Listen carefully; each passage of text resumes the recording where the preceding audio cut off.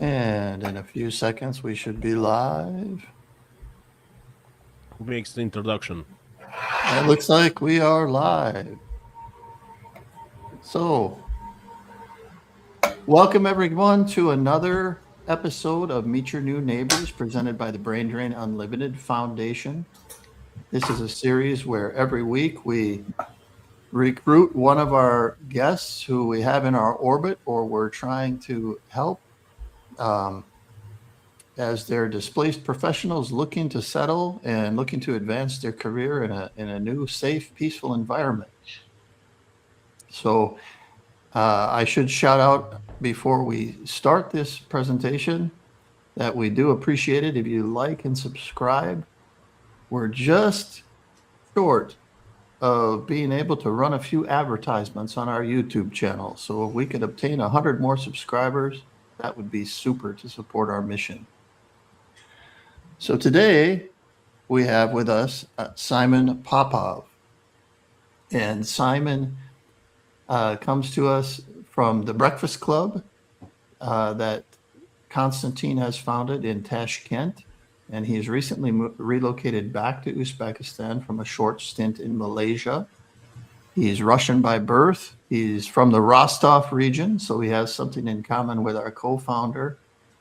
And he works in optimizing sales processes.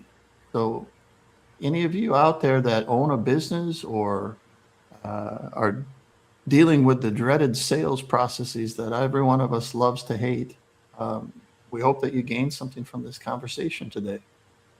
So, Simon, welcome to the conversation. Yeah, hi everyone. It's nice to see you. Yeah. So we haven't met before. Give a little shout out. Yeah. Why don't Konstantin go ahead? Oops.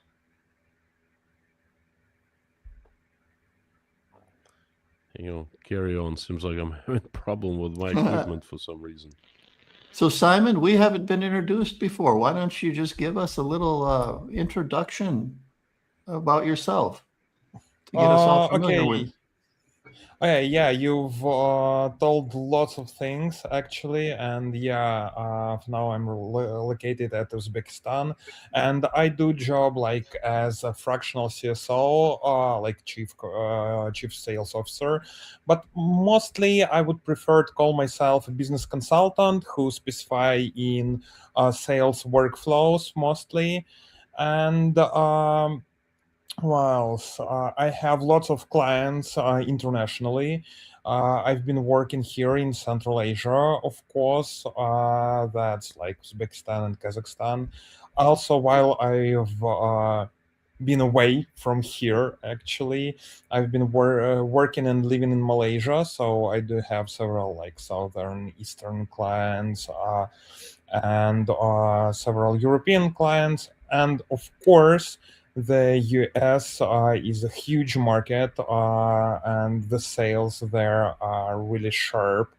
And sometimes I do have some incoming leads from there, and I had like just two or three clients from there. So what do I do? Actually, it's more about how you manage your sales team, but not only by the management processes when you tell the person you need to go there or you need to do so. No, it's about the whole workflow. The first step is always about the funnels. So you need to create the stages. You need to understand how the deal is going on, where to focus, where to maybe give some additional information for your customer, and what is the key metrics and what is the most important things in all that workflow which you need to focus to increase your revenue. So that's like if I can say, the best result for me is revenue increased for my clients. That's like in a little introduction. Nice. So how did you come to this? My sound seems to be working correctly now, so I'd like to give a shout out. Yeah. Simeon, Simon. It's unusual to hear Simon. I'm used to Simeon. Yeah. Let me tell that I use Simon as my English name, as like a translation from my original Simeon name. So while I was living in Malaysia, no one could pronounce Simeon correctly, and I decided that Simon is much better. So whenever I speak English, I'm Simon. But you know what? It almost sounds identical, Simeon and Simon. So I like it very much.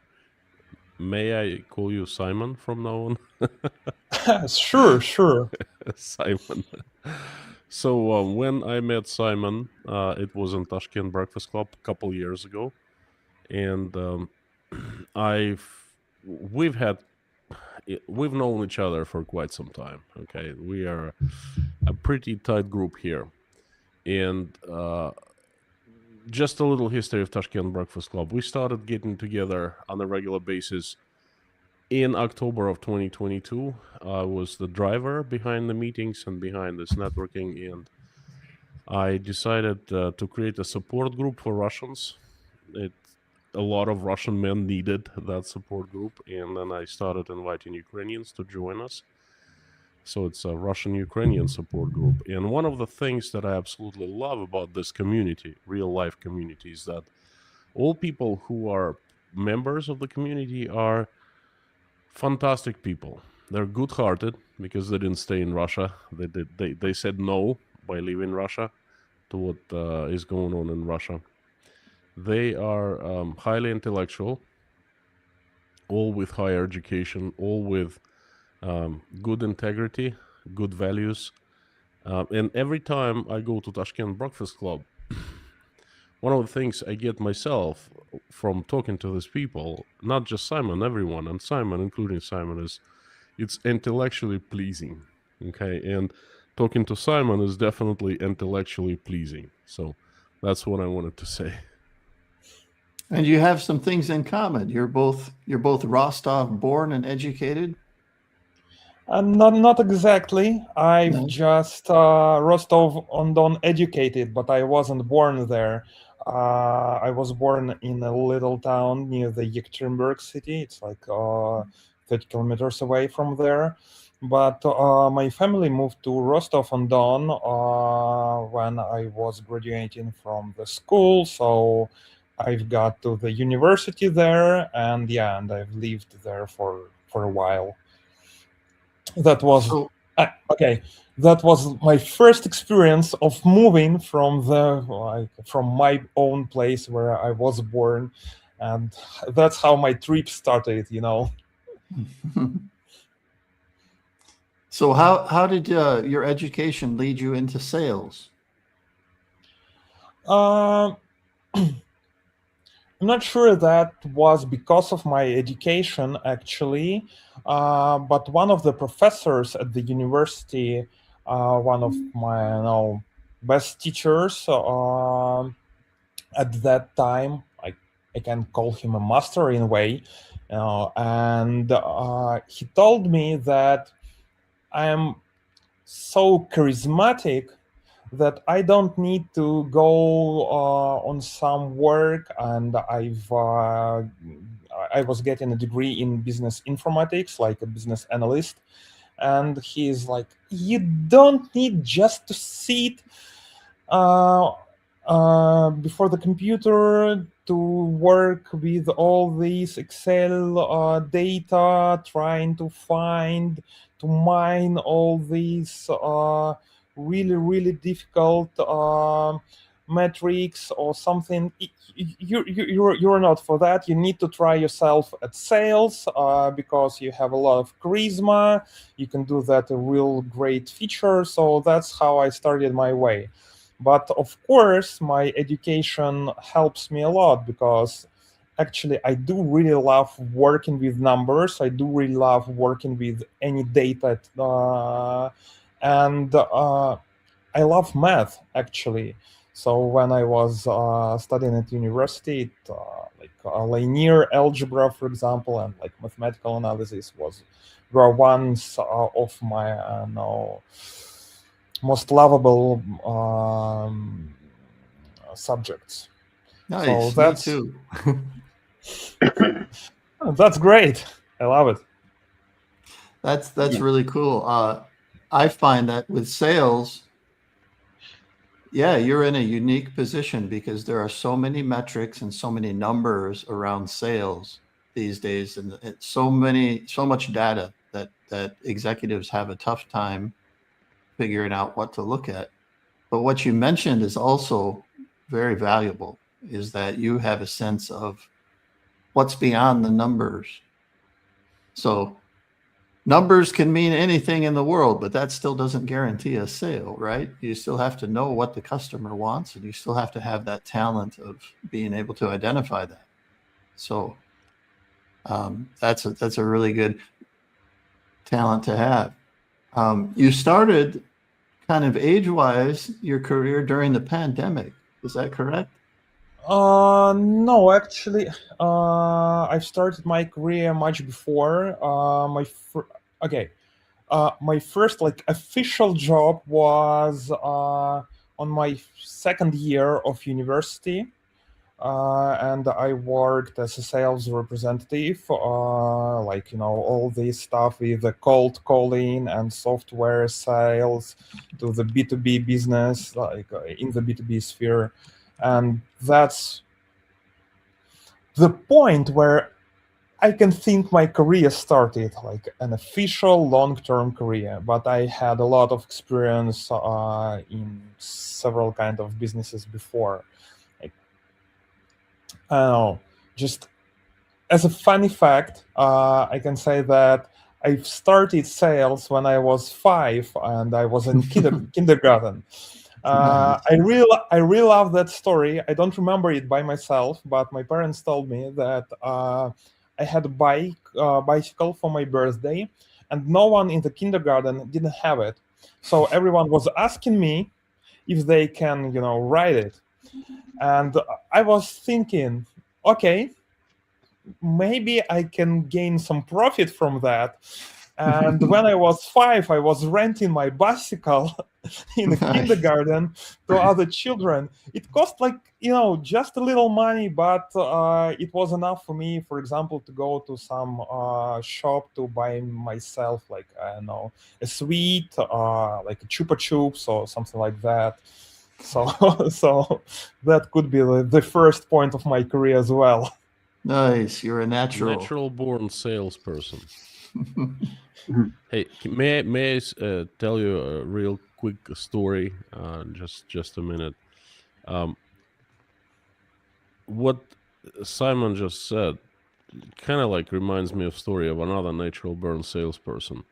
I had a business here. I ran a business for a couple years back in 2011 here in Uzbekistan. I had a back office in Fergana, and that was my sales office was.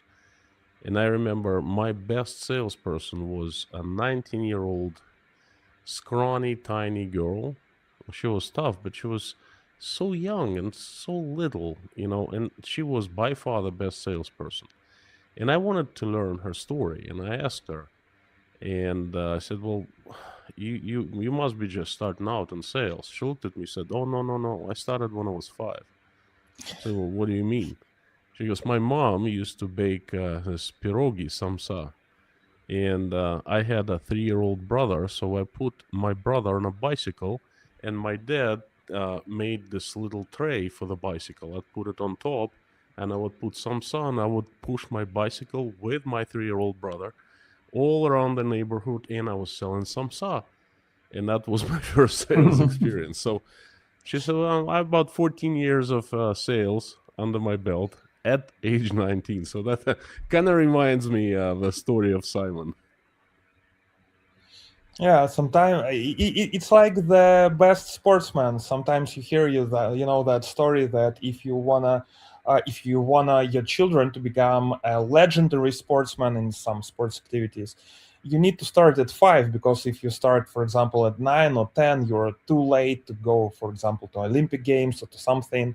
That's not always true, but sometimes it makes sense. Yeah. So you're in the sales industry. You're educated in Rostov. one thing I didn't mention at the outset of this stream is we're not in the business of talking politics here. This is simply talking about experiences, but we'd like to know a little bit about when you left and the relocation experience. That's a challenge. So, what were some of the challenges you faced when you decided to leave Russia? What were some of the biggest surprises that you had? I'm not sure about that actually, because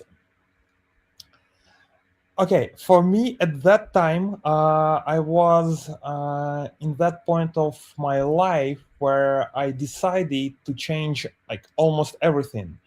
So it was the time when I left the company I was working for kind of a lot of time, and it was the moment when I decided that I would like to start my own consulting or my own business and try to make money by myself without any companies or resources or some support from the company I was working for before.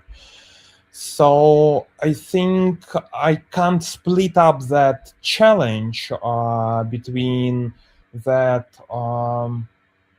that individual growth and that relocation process, because for me it was a really difficult way how to find the new clients, the new customers, the new opportunities here. And in a way it was difficult, but actually to be honest, here in Tashkent it's like a really welcoming region, to be honest. So it wasn't that kind of problem for me here. For first several months I found lots of different guys who were doing I guess okay, actually they were my competitors. But to be honest, what I did at that time, I come to every one of those and I said, I want to be your partner.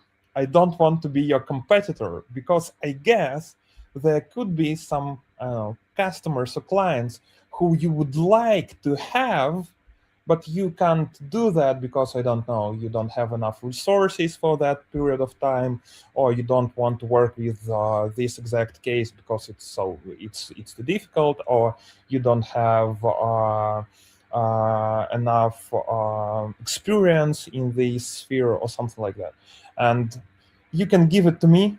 I will give you some kind of percentage, so you will have a little bit of profit. And that's how I started, and I'm really thankful for people here who just really, they shared their customers, they shared some of their revenue with me, and this was I don't know, one of the most helpful things for me, to be honest. But if we speak about all this, like relocation things, which you can notice, like the differences, you can always feel all those, I will call it cultural differences, because, for example, I have another experience. After I've moved from Tashkent, I've been living in Kuala Lumpur, it's in Malaysia, for almost 2 years. And it was another culture. It's in a way, it's like living on another planet, because the infrastructure, I mean, just the infrastructure of the city is so different from what you've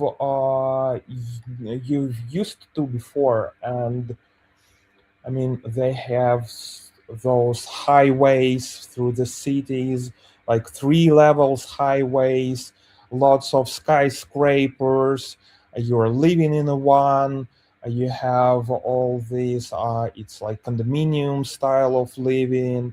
And whenever you go shopping, you look all, you see all of those Asian products, and you're like, I'm not sure what's that. And you always need to somehow to understand everything. And actually, to be honest, it's one of the things you can't understand, but it's a really great mental, how to say that, it's really great difficulty. You need a lot of mental resources to manage with all of that, because you never know at first, for example, like for first, I don't know, half of a year, for example, where to go to the shop to buy the milk you'd like to buy, which would be the tasty one, or where to find the restaurant you want to go because of the food there is one of the best ones, or where to walk better. Of course, you are always, okay, that's not a problem. You can go to some kind of Google, or I don't know, to Chat GPT or whatever, like just to search maybe some Instagram locations. But it doesn't help you really, because you need to search, and searching is a process, and it's not that difficult. But when you do it over and over once more, and it's getting exhausting. Mental And when fatigue. you Yep. and when you live in the same place for a long time, of course everything is much easier for you. You're like, I want to walk. Oh, I do remember, I love walking in that park, and you always go there. You just don't need to think once more about the place, and that's much easier. Yeah, for me, Kuala Lumpur, I would never adjust to the humidity. Did you? The heat and humidity. Actually, I've loved that. I Yeah. mean, yeah, I was thinking the same, and before we moved there, I had lots of conversations with my wife. We're from the Urals, and we have, for example, a long winter there, and the summer is not too hot. It's not hot at all, to be honest. And I was always, I don't want to go anywhere where it's hot. It's like plus, I don't know, 35 degrees. It's too hot. I can't stand it. But when we moved to KL, it's like short for Kuala Lumpur, uh, it was so nice, and it wasn't at the same time. But the thing I loved there is you're near the equator, so it means the climate there, and the seasons there, and the weather there is every day is the same. And actually, it's really easy, because you don't need to think what clothes you need to put on when you want to go outside. I mean, you always know what's the weather outside. You don't need to think, oh, I need a jacket because I don't know, in the evening it would be a little bit colder, but no, I need just a t-shirt because at the midday it would be so hot. No, you just come as you are, and that's perfect. No thinking at all. As easy as you go. What you mentioned too is actually really important, and that's one of the main, well, one of our missions of Brain Drain. What you mentioned about when you get to a new place and you don't know where to go to pay the bills, or where to buy this, or where to walk, or where. One of the things we're doing as Brain Drain is we will help our candidates when they land on the ground here. We'll have someone to help guide them through some of those processes to help reduce some of that decision fatigue. And to the audience, to those of you who have never lived abroad, or you've never lived in another environment where they're not speaking your mother tongue, you start to notice very quickly how the little things add up. just like Simon said, little decisions that you have to make that you didn't have to make in your day-to-day life before. And all these little decisions keep you from focusing on the bigger picture and the bigger decisions you need to make. So it's a tough process. And what I like, Simon, what you did to break into the crowd, I thought that was a great idea of see who's doing this type of business and go around and ask how you can help and ask how you can partner with them. That's a great way to break into the audience. Was there a particular moment where you thought, wow, I got my first good client since I moved abroad? Was there a moment when you landed that big client, or are you still working towards that? What do you mean by that, good client? I love my clients, like everyone, all of them. Well, so how long did it take you to achieve your first success when you got to Tashkent? We'll put it that way. Okay, I had like several points, like break points in that way. And I think the first break point was when we signed a contract with my first client here. And it took me I think it's almost 2 months from the time I started working on that. And I'm really grateful for him because at that time I was no good at sales. Was no good at selling my own, to be honest, because I was not sure what exactly am I doing, how exactly can I help him, and that was a big problem to be honest. But he felt something inside me, I think, and he believed in me, and we started working, and I'm really grateful for him. And I'm really proud that we got some great results with him.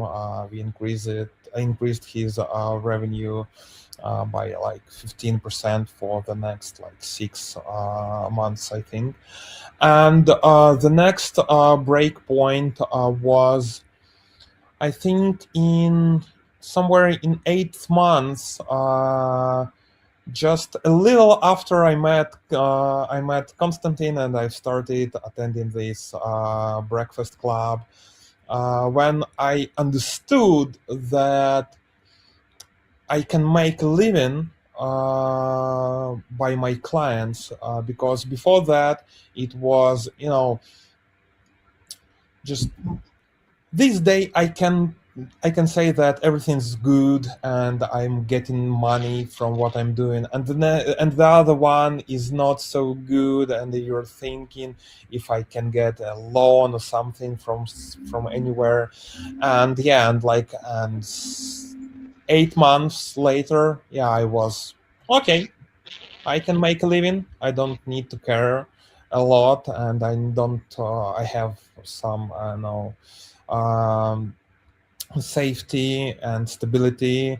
It's not the same way stability as you work for as you are employed in an enterprise companies, in a corporation, but it was enough for me, and I was happy about that.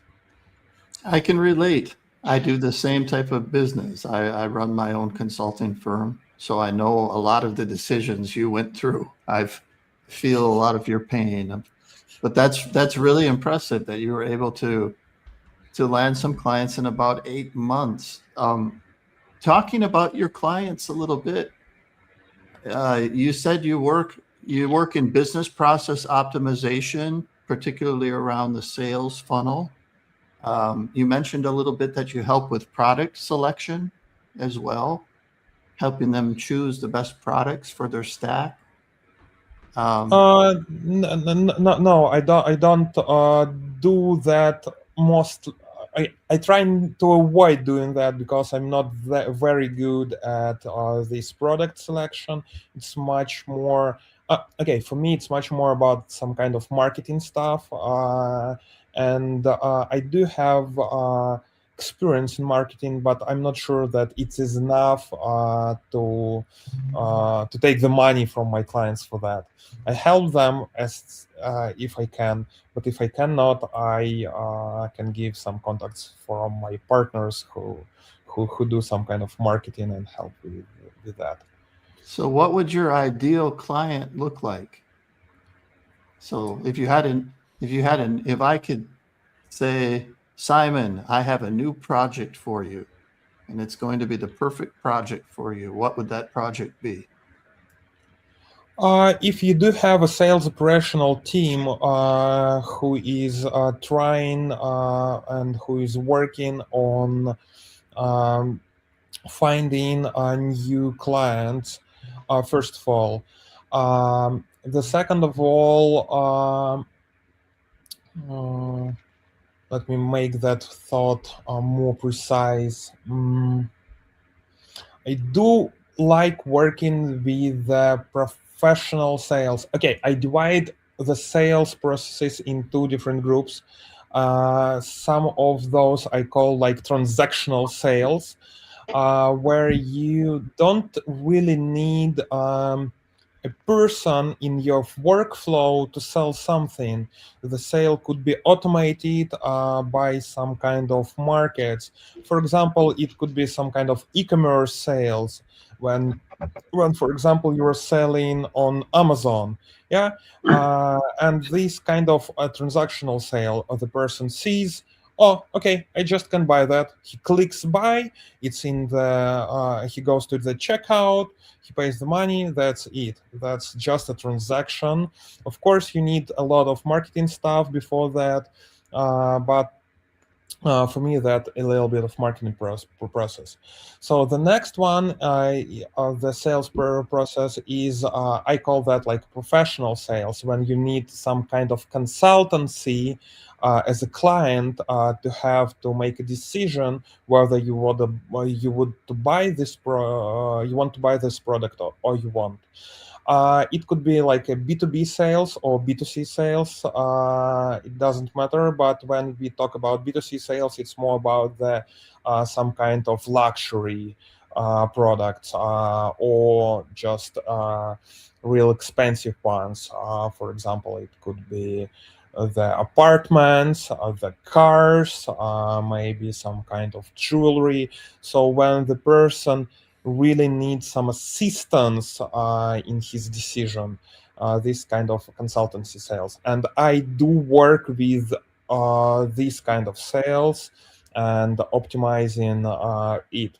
And just like as a little lecture, the third type for me is kind of enterprise sales, which are made on the C-level negotiations, when you are trying to sell like a whole department or a product of your whole department of your huge companies, and these negotiations and sales are made on the C-level. And I'm not sure that I'm great I'm great enough to consult the C-level how to make the sales to the other C-level, so I don't do that. And the third thing about this sales process is kind of sphere. I do work with the software as a service companies. I love working with the startups because when you're a startup, you need to not only to develop your product, but to sell it right. And it's a really great challenge when you need to understand what is going wrong and why your client is not buying. But no matter that you were thinking that he should. So I guess that's like the main criteria for me. Nice. So you would typically go into a client and you would analyze the as-is situation, and you would look at all their funnels and their processes and their metrics, and you would suggest ways to optimize that. Is that correct? Yeah, kinda. I love starting the whole process with, it's called like a deep interview, or somewhere it's called like an audit of your sales processes. But I prefer to have a deep interview with the founder of the company, or maybe with some kind of head of sales or chief commercial officer. I'm not sure who is responsible. Like, it depends on the type of company you're working in. Um, so, and yeah, I do start with a deep interview. I'm asking lots of different questions. The person may have answers for them, may have not, may not have any answers for me, and that's fine too. That's not the place when I wanna tell you, oh, you don't know nothing, you know nothing about your business. That's not it. That's not it. If you know, if you don't know the answer, that's totally fine. That's why you're talking to me, and I'm going to help you. Um, and I think that is the main start, to go forward. And one more thing I forgot to tell you before, as my ideal client. I do work with small and medium businesses mostly, and I love doing that because they are the best decision makers, because they are the fastest one. Because when you're working with the huge corporations, like with enterprise companies, um, they have so many, I can call that power games inside when the people who are responsible for some kind of solution are trying to are trying to fight for the resources inside the companies, and the decisions are made really slow, and I don't like that. So small and medium businesses is my kind of work, and actually I do love those, because in my vision, let me call it, and in my belief, the small and medium business is the greatest structure of any economy, on any market, and in any country. Very agile, very agile. I've consulted in every environment, and I agree with you that in the corporate environment, sometimes the decision by committee, no one can make a decision, right? No one wants to take responsibility, because then that means their job is on the line. So Yeah, that's right. what about verticals? Have you worked in any special industries, or have you worked across all industries?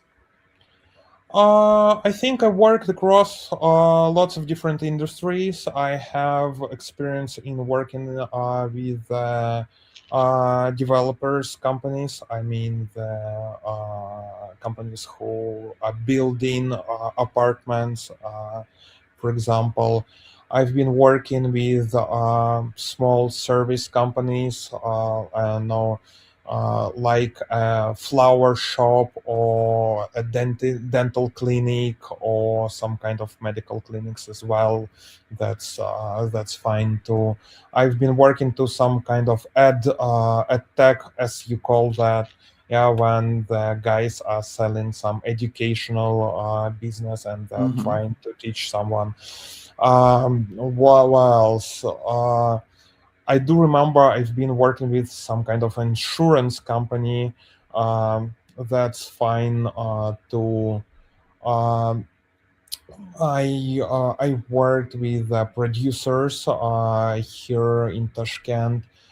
There is a really great, like my first client here was a company which produces some type of accessories for Horeca, hotels, restaurants, cafes. For example, the napkins, or the placeholder for napkins, or the placeholder for menus, and all those things. So lots of different spheres. For me, it's more about yeah, that's true. Everybody needs that. For me, it's more about that type of sales. Yeah, I talked. If you need some kind of consultancy for your client, you can go to me. That's the main, I think, the main point. What about I would find it a challenge in sales to move between the Asian market and the European market and the US market. Have you found different marketing challenges? Sure. But to be honest, European and US markets, for me, is much more understandable because, okay, the way of negotiations and relations are made there is much closer for me and for my mindset.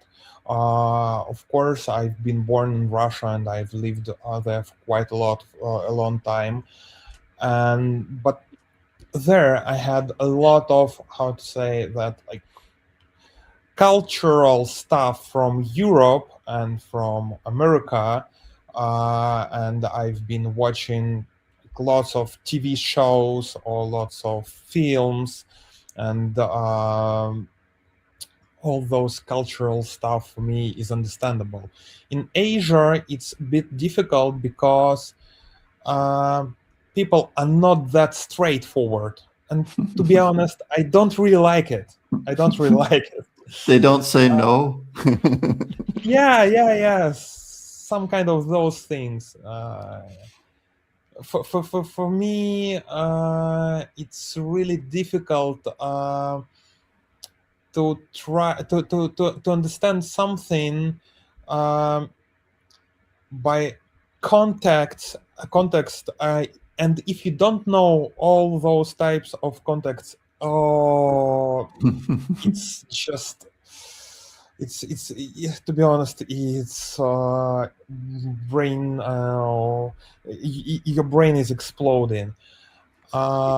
Even in the States, we get accused of that. Even in the States, sometimes, that we're not direct enough. We had a joke in the team sometimes of that. Yeah, I mean, I think it's not about that. I think you're kind of straightforward, but you're sometimes maybe you're not so transparent. But that's a great feature because I think that's like that individualistic type of behavior, and I always appreciate that because it's quite similar for me. I want to be straightforward and I want to be honest to anyone and to everybody anywhere in the world, but I don't want to be transparent because I want to gain some profits, Yeah.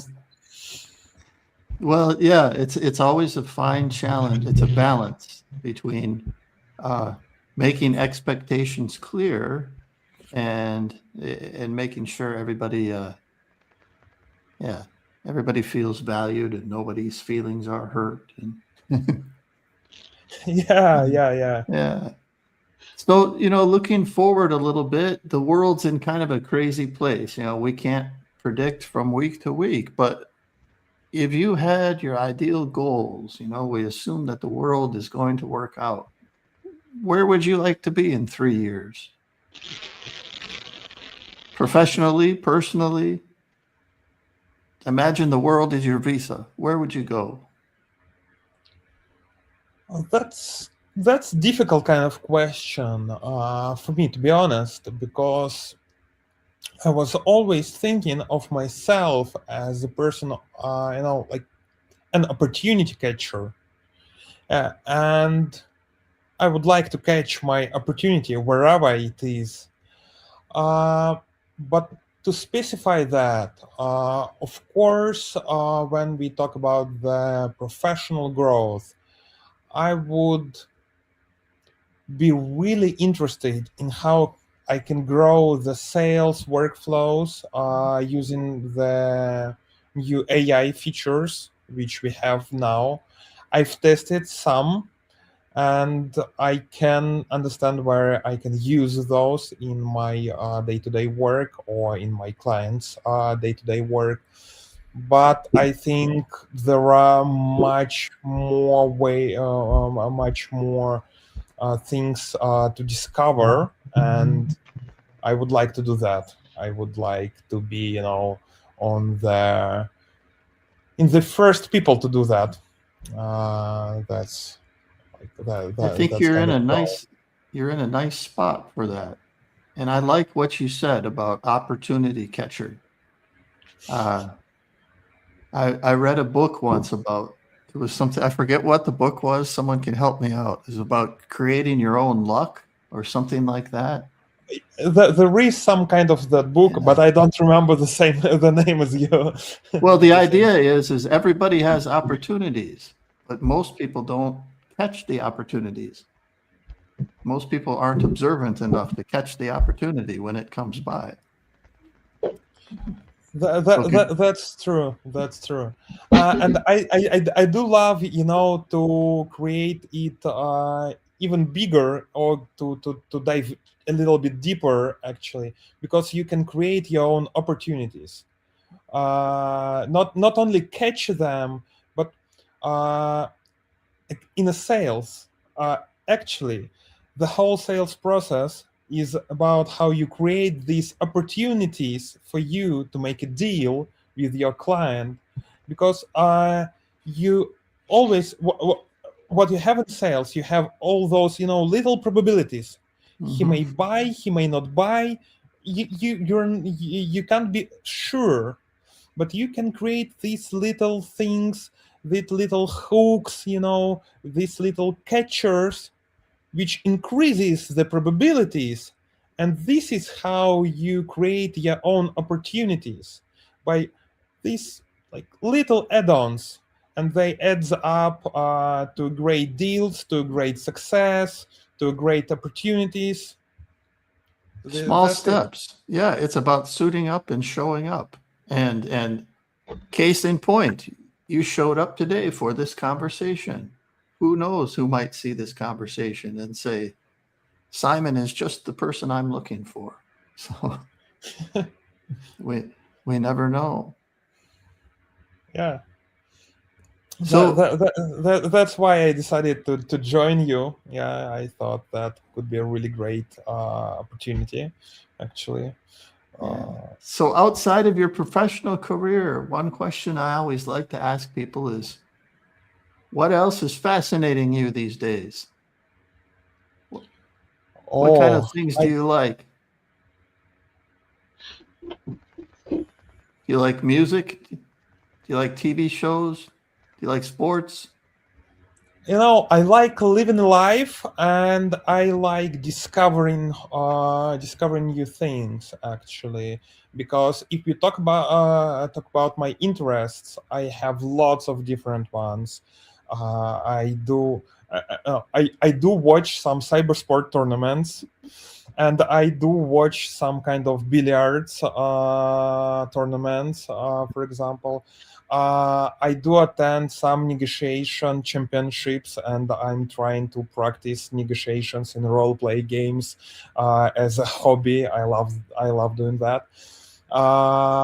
I love literature and I love reading, but for now I do that a little bit less than I used to.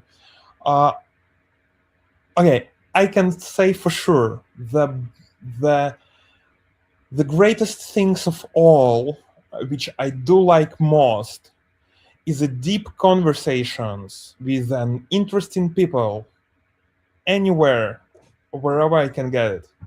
That's the most satisfying thing for me.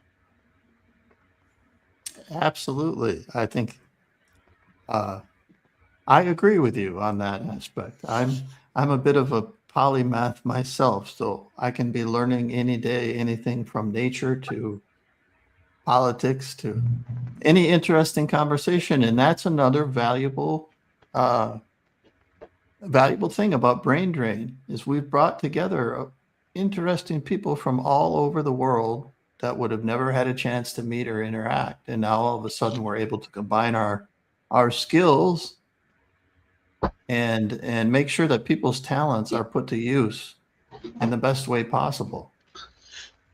The one thing we hate to see is a very talented, highly educated person in a position where their skills aren't being used to their fullest extent. So I was just looking through to see, we've got about 10 minutes left. If we had any comments or questions, I think we're just, we had some background comments. Does anybody else have any questions? Or Constantine, Manis, Tamara? Tamara didn't show her face at all. I have more of a comment than a question. I just want to say that Simon is one of the people I personally enjoy conversations with a lot in the Breakfast Club, and it's really a unique part of my life, and it's become a unique part. It's soon as going to be 4 years that we meet almost daily. Now 3 times a week, used to be daily. That we meet, we have breakfast, we share news, and we just exchange ideas. We, talk. Simon, what do you think of Tashkent Breakfast Club? Actually, to be honest, I've for me to tell that I've attended lots of different clubs, like Breakfast Club and networking meetings, and I'm trying to compare the Tashkent Breakfast Club to the ones I've tried, for example, in Kuala Lumpur, living in Malaysia. And to be honest, the quality of the people there, really talented people there, is much bigger. I think I've attended like 10 or maybe 20 different events in Malaysia, and there were only 2 which were kind of the same level of talented people as here in Tashkent, and I really liked that. Because you can have all those like deep and meaningful conversations. So I think that's a great deal, to be honest. On a new topic almost. And then there are so many experts. Like each person who attends is an expert in something. And right now we have, I'd say, a few dozen people who are very active, who attend events, meetings, breakfasts. We used to have many more. I saw a few hundred went and came. Yeah, Tashkent has been a transition point for a lot of people from Russia because it's really easy to get to Uzbekistan. And I remember college professors, very famous ones too, doctors, engineers, IT programmers, tons of them. They would spend a few months in Uzbekistan and Tashkent, and then I would just move to another country. And now we have Tashkent Breakfast Club all over the world, kind of like chapters.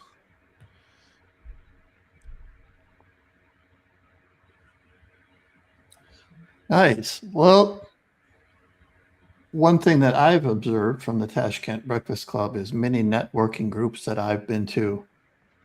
Everybody goes to look for something out of the group, but nobody contributes anything to the group. And it seems like the Tashkent Breakfast Club, you're always helping each other out, which is very valuable. Well,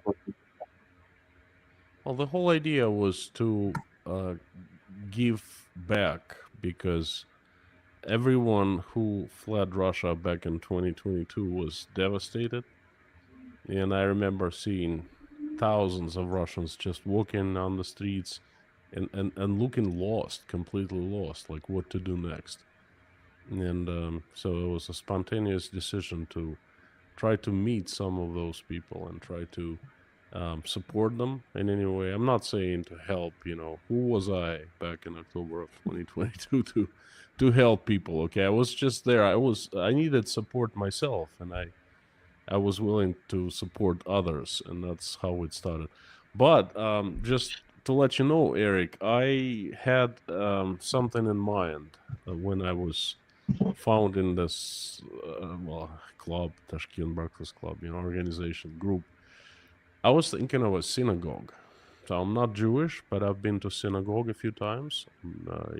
Business networking in Moscow. I've been to Islam organizations, and I've been to Jewish organizations as well. So I was very good at networking back in Moscow, and I attended the synagogue at Marina Rosia in Moscow, the biggest one. That's the home of Ber Lazar, the chief rabbi of Russia.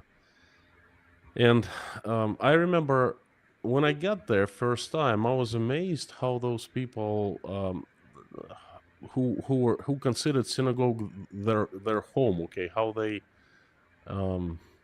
structured it. It wasn't just a church; it was a networking place, a business club, a school. It was a travel agency. It was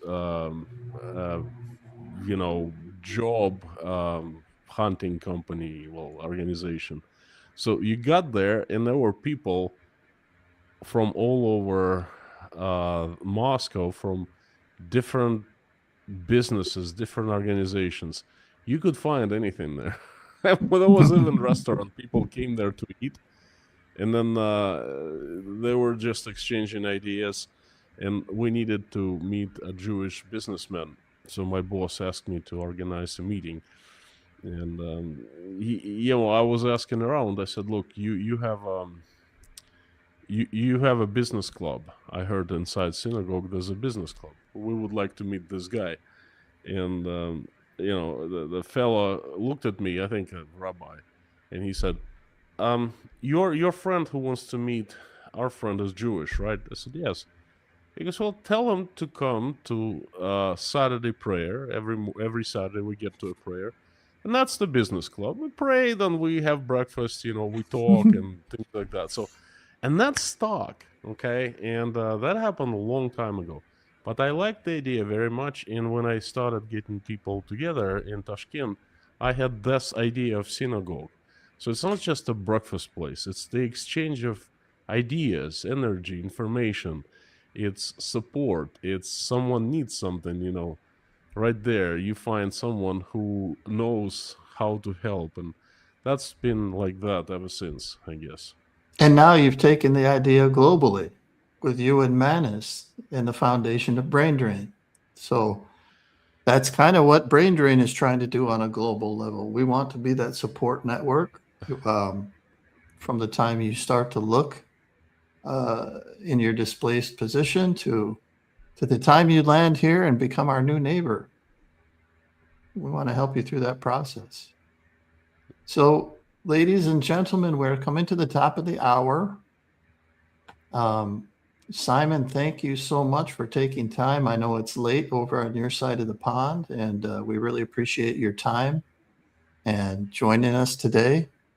We're going to shout out Simon in the description that I'll update after this video is posted. So if you have any needs in the sales process optimization area, we encourage you to get in touch with Simon.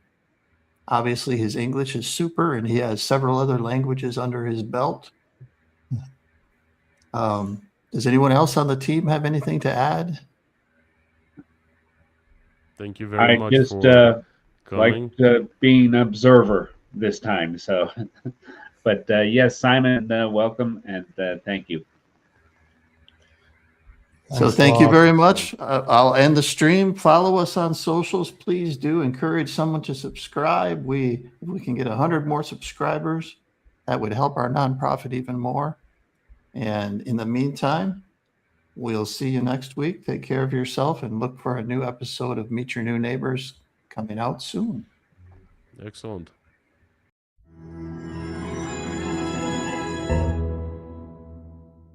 Thanks for tuning in. We hope you enjoyed this and maybe even learned something new. If you did, don't just vanish into the algorithm. Hit like, subscribe, and follow us on social. It's the easiest way to support our work and make sure you never miss what's next. Want to stay in the loop without relying on big tech's mood swings? Sign up for our monthly newsletter. And if you've got the means, donations of any size keep our programs running strong. As a 501c3, your gift is tax deductible where the law allows. Together, we can turn brain drain into America's next big breakthrough.